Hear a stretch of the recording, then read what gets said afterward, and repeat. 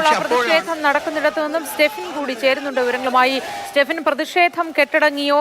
ഈ സംഘാംഗങ്ങളെ, അതായത് സമുദായ സംഘടനാ അംഗങ്ങൾ, ഒപ്പം ഈ വിശ്വാസവുമായി ബന്ധപ്പെട്ടവർ, കുടുംബാംഗങ്ങൾ, ഇവരെയൊക്കെയും പോലീസ് സ്റ്റേഷനിലേക്ക് കൊണ്ടുപോയി ചർച്ച നടത്താനാണോ ഇപ്പോഴത്തെ തീരുമാനം?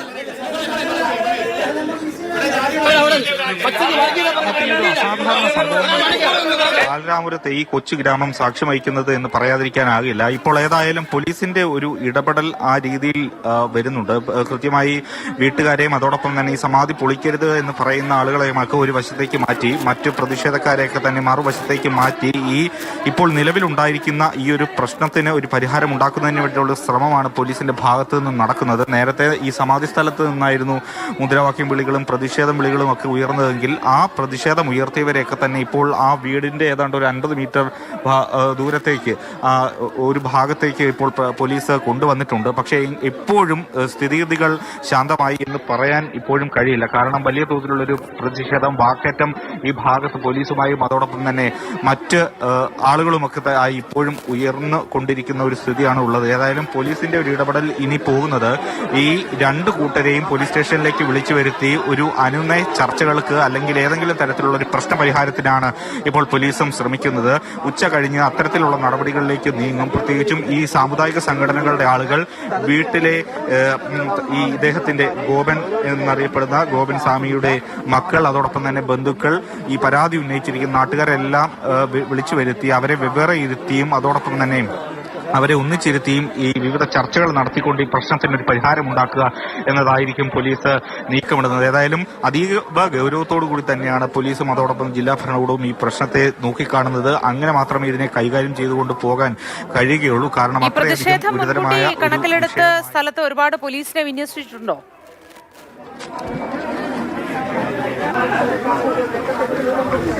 അമോത്തി കൂടുതൽ പോലീസിനെ ഇങ്ങോട്ടേക്ക് എത്തിച്ചിരുന്നു. ഈ വലിയൊരു പ്രതിഷേധം ഇവിടെ ഉണ്ടാകും എന്ന നേരത്തെ തന്നെ ഒരു ധാരണ പോലീസിനെ സംബന്ധിച്ചിടത്തോളം ഉണ്ടായിരുന്നു.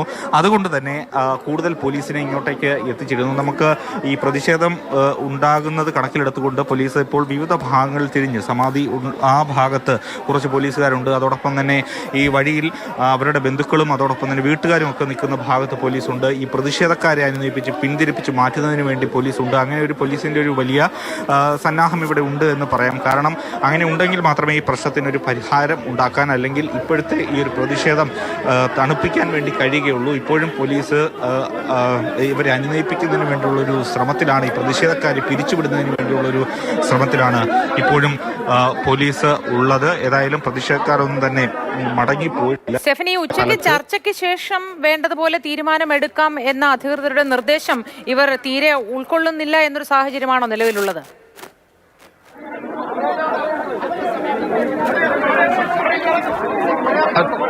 ഈ സാമുദായിക സംഘടനകളുടെ ആളുകൾ അത്തരത്തിൽ പോലീസിന്റെ ആ ഒരു തീരുമാനം അല്ലെങ്കിൽ ജില്ലാ ഭരണകൂടത്തിന്റെ ആ ഒരു തീരുമാനത്തെ സ്വാഗതം ചെയ്യുന്നുണ്ട്. പക്ഷേ ഇപ്പോൾ ഈ നാട്ടുകാരാണ് ഈ സ്ഥലത്ത് തടിച്ചുകൂടി ഇരിക്കുന്നത്. പലപ്പോഴും പല പ്രശ്നങ്ങൾ ഉണ്ടാകുന്നത് ചെറിയ ചെറിയ നെയ്യാറ്റിൻകരയിലാണ് നാടകീയ സംഭവങ്ങൾ നടക്കുന്നത്. സ്ഥലത്ത് ഗോപൻ സ്വാമി സമാധിയായി എന്ന് പറയപ്പെടുന്ന സ്ഥലത്ത് സ്ലാബ് പൊളിച്ചു നീക്കി മൃതദേഹം പുറത്തെടുക്കാനുള്ള പോലീസിന്റെ ശ്രമങ്ങളെയാണ് കുടുംബാംഗങ്ങളും ചില നാട്ടുകാരും ചേർന്ന് തടഞ്ഞത്. ജിബിൻ ജെബി വിവരങ്ങളുമായി ചേരുന്നതോടെ നിന്നും. ജിബിൻ, സ്ഥലത്ത് സംഘർഷാവസ്ഥയ്ക്ക് അയവ് വന്നിട്ടുണ്ടോ? പോലീസുമായി സഹകരിച്ച് മുന്നോട്ട് പോവാൻ ഇവർ തയ്യാറാണോ ഈ സംഘം? മോത്തി, ഇപ്പോൾ ഈ ഒരു സംഘർഷാവസ്ഥയ്ക്കൊക്കെ തന്നെ ഒരു അയവ് വന്നിട്ടുണ്ട്. പോലീസ് കൃത്യമായി ഇടപെട്ടുകൊണ്ട് ഈ നാട്ടുകാരെ, അതായത് രണ്ട് സംഘത്തിൽപ്പെട്ട ആളുകളെയൊക്കെ ഇവിടെ നിന്ന് പിരിച്ചുവിടുന്നതിന് വേണ്ടിയിട്ടുള്ള നടപടികൾ കൃത്യമായി പോലീസിന്റെ ഭാഗത്ത് നിന്ന് ഉണ്ടായിട്ടുണ്ട്. അവർ നേരത്തെ പറയുന്നത് പോലെ, അതായത് കളക്ടറിന്റെ ഉത്തരവ് കിട്ടിയതോടുകൂടിയാണ് ഈ ഒരു കല്ലറ പൊളിച്ചുകൊണ്ട് ഗോപൻ സ്വാമിയുടെ മൃതദേഹം പുറത്തെടുത്ത പോസ്റ്റ്മോർട്ടം നടപടികൾ നടത്തുന്നതിന് വേണ്ടിയിട്ടുള്ള ക്രമീകരണങ്ങൾ പോലീസ് ചെയ്തത്.